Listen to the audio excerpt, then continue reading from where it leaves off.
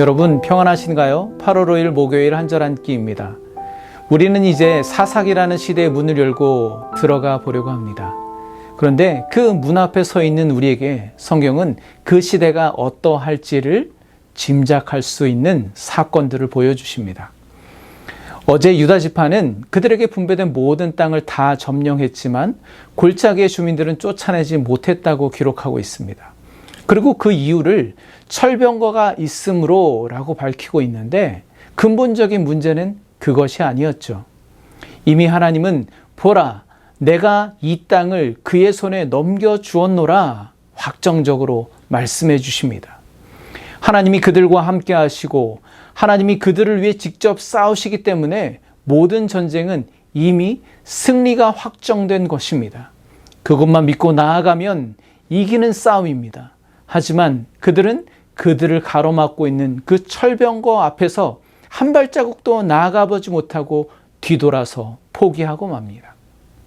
모세의 설교집이라고 할 수 있는 신명기에는 하나님께서 이스라엘이 가나안 땅에 들어가면 무엇을 해야 하는지 분명하게 명령하고 계십니다. 오직 내 하나님 여호와께서 내게 기업으로 주시는 이 민족들의 성읍에서는 호흡이 있는 자를 하나도 살리지 말지니 내가 진멸하되 내 하나님 여호와께서 내게 명령하신 대로 하라. 그 땅에서 가나안 족속을 쫓아내고 말고는 이스라엘 백성의 선택이 아닙니다. 하나님은 그들에게 기업으로 주신 땅에서 모든 호흡이 있는 자들을 하나도 살리지 말고 진멸하라고 명령하고 계시죠. 그것은 반드시 수행해야 하는 그들의 사명입니다. 그러나 결국 유다를 비롯한 모든 이스라엘 민족은 하나님의 사명을 다하지 못하고 실패하게 되죠. 여러분, 하나님께서 부르신 자들, 즉 소명을 받은 자들에게는 반드시 사명이 따라가게 되어 있습니다. 그런데 그 사명을 주실 때 하나님은 우리가 결코 감당할 수 없는 불가능한 것을 던져주시고 어디 잘하나 보자 그렇게 테스트하지 않으십니다. 하나님께서 함께 하시고 반드시 그것을 가능하게 능력을 행하신다는 것이죠. 우리는 그 하나님을 믿고 의지하며 나아가기만 하면 되는 것입니다. 이스라엘은 가나안 족속을 진멸하고 쫓아내라는 그 사명과 함께 내가 그 땅을 내 손에 넘겨주었다라고 하시는 그 약속을 믿고 나아가기만 하면 그 땅을 취하기만 하면 되는 것인데 크고 두려운 현실의 문제 앞에서 그들은 그만 포기하고 뒤돌아선 것이죠. 네, 오늘까지 이어지는 말씀을 보면 반복해서 등장하는 표현이 있습니다. 쫓아내지 못하매, 쫓아내지 아니하였더라. 그런 말이 꼬리표처럼 계속 따라다닙니다. 유다 자손뿐만 아니라 모든 이스라엘 자손이 가나안 족속을 쫓아내지 못했다는 거죠.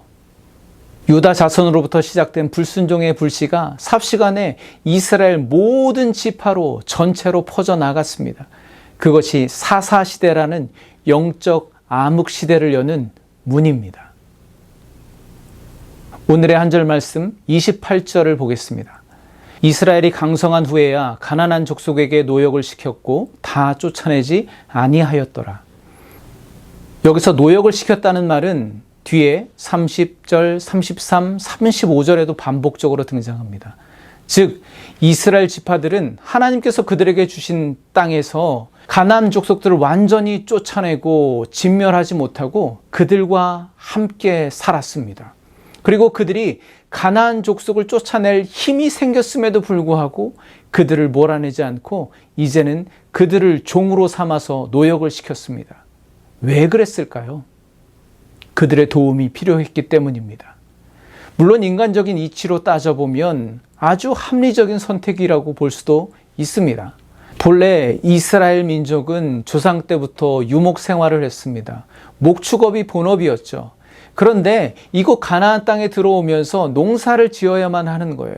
그래도 지금까지는 하나님께서 날마다 만나와 메추라기를 내려주셔서 먹고 사는데 지장은 없었는데 이곳 가나안 땅에 들어오면서 농사 지을 땅은 있지만 농사 짓는 방법도 모르고 어떻게 정착하며 살아가야 할지도 막막해진 겁니다.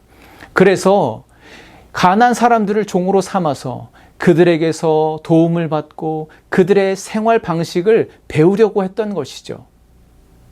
즉, 이스라엘이 가나안 민족을 진멸하라는 하나님의 명령에 불순종했던 이유는 지금 당장 그들의 편의와 유익을 위해서, 먹고 살기 위해서였습니다. 그들의 탐욕 때문이었죠. 그러면 어떤 분들은 그렇게 반문할 수 있습니다. 그게 어찌 탐욕인가? 지금 당장 먹고 살기가 막막한 판에 당연히 가나안 사람들의 도움이라도 받아야 되는 것 아닌가? 그래도 거의 다 쫓아내고 단지 몇 사람 살려둔 게 무슨 탐욕이라고 불순종이라고 그러나. 그런데 그렇게 지금 당장의 현실의 유익에 타협하고 적당히 순종해도 되겠지 하는 영적 안일주의 때문에 얼마나 걷잡을 수 없는 결과를 불러오는지 이어지는 말씀을 통해서 확인할 수 있습니다. 32절과 34절 이어서 보겠습니다. 아셀 족속이 그 땅의 주민 가나안 족속 가운데 거주하였으니 이는 그들을 쫓아내지 못함이었더라. 아모리 족속이 단 자손을 산지로 몰아넣고 골짜기에 내려오기를 용납하지 아니하였으며.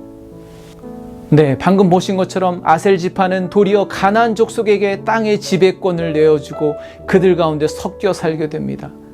급기야 단 지파는 자기 땅을 지키지도 못하고 산지로 쫓겨가기까지 합니다. 이스라엘 공동체 한 부분에서 시작된 그 작은 현실과의 타협, 부분적인 순종이 결국 감당할 수 없는 결과를 불러오게 된 것이죠. 여러분, 지금 우리는 사사시대처럼 점점 깊은 영적 암흑시대로 들어가는 과정 가운데 있는 것 같다고 저는 생각이 됩니다.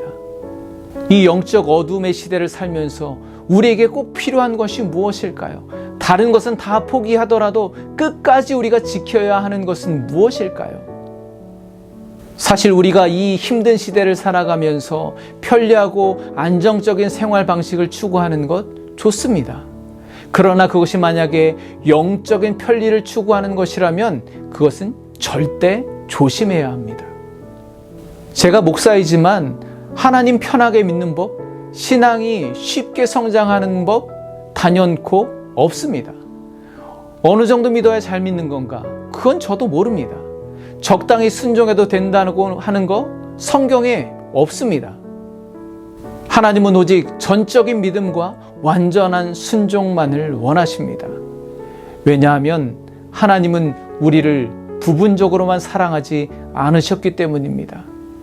우리를 구원하시기 위한 예수 그리스도의 십자가 그 고난은 그 정도면 됐지 그렇게 적당한 것이 아니었습니다. 완전히 죽으시기까지, 그렇게까지, 숨이 끊어질 때까지, 그렇게 끝까지 주님은 우리를 사랑하셨습니다. 그 완전하신 주님의 사랑 앞에 오늘 온전한 순종의 믿음을 드리는 것이 어떨까요?